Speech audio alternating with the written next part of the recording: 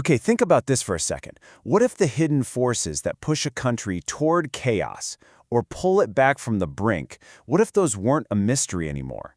What if we could actually measure the vital signs of an entire civilization? With the precision of science, almost like a doctor reading a patient's chart. Well, that's what we're going to dive into today. And right away, the data tells this really fascinating and frankly kind of urgent story. So you've got two nations that are incredibly close, right? The United States and the United Kingdom. They've been hit by all the same global stuff, but the math shows they are heading in completely different directions. The US, it's fragmenting and fast. Meanwhile, the UK is actually showing signs of pulling itself back together. So the big question is, what on earth is going on here? All right, so let's start by looking at the numbers behind this split. And I'm not kidding. You might want to brace yourself because some of these figures are, well, they're some of the most dramatic we've ever seen in the study of modern nations. Negative 64%.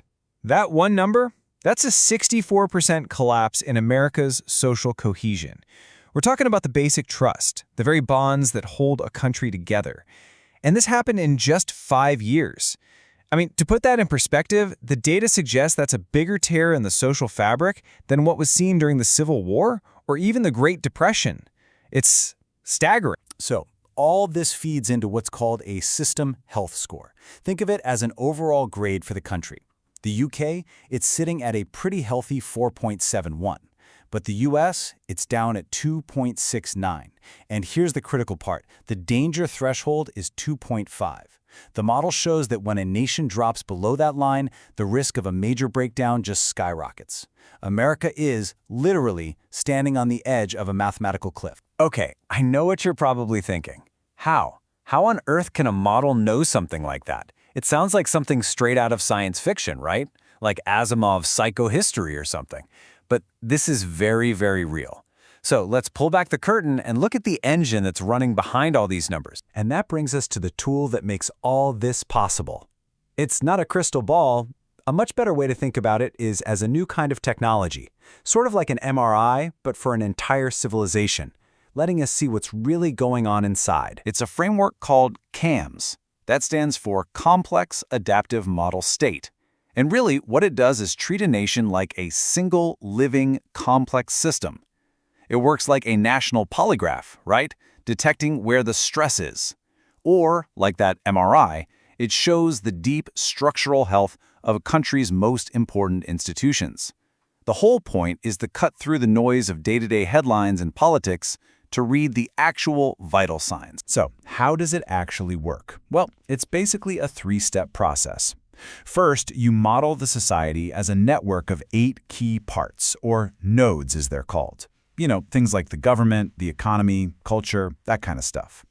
Then, for each of those nodes, you measure 4 vital signs: cohesion, capacity, stress, and abstraction.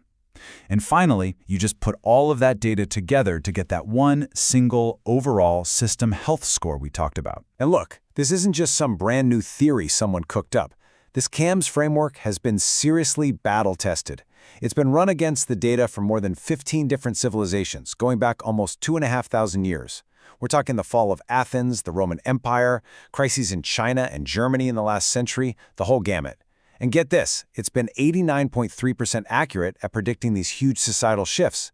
So the takeaway here is simple. The model works. Okay, so we've established the model works. Now that we trust the tool, let's use it. Let's really decode this crisis and figure out why. Why is America coming apart while the UK seems to be holding on? And here's one of the first really critical things the data shows us. It's a concept called stress inversion. Think about it like this. For pretty much its entire history, whenever the US was put under pressure, its institutions acted like a muscle during exercise. They got stronger. But now, for the first time since 1790, that's completely flipped. The stress is no longer making things stronger. It's become destructive. It's actively eating away at the system from the inside out. And this number, 4.0, this is how the model quantifies that intense political polarization that, let's be honest, we all feel. It's a measurement called coherence asymmetry. Basically, it's tracking how far apart different groups are in how they see reality itself. The danger zone for this number starts at 0.4. America's score today, 4.0. That's 10 times the warning level. Just staggering. But here's the twist. All of this stuff, the stress inversion, the collapsing trust, this insane polarization, these are actually just the symptoms. The CAMS data is pointing to something much, much deeper, a more fundamental mechanism that's at work here. It's a change in the very architecture, the basic wiring of American society. And this brings us to what might be the most powerful idea in this whole explainer.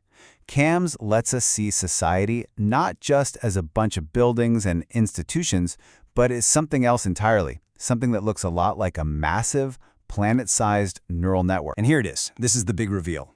The data shows that the US and the UK are now running on two totally different kinds of neural architectures.